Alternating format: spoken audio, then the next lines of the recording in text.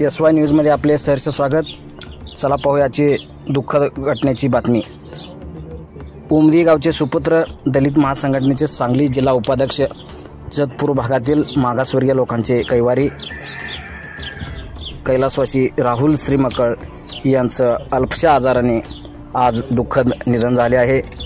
त्यांच्या निधनाने सामाजिक व राजकीय क्षेत्रात एक मोठी पोकळी निर्माण झाली आहे। श्रीमक्कळ हे सांगलीसह जतपूर भागातील अनेक गावांमध्ये दलित चळवळ उभी करून समाज परिवर्तनाचे मोठे काम त्यांनी केलेले आहे।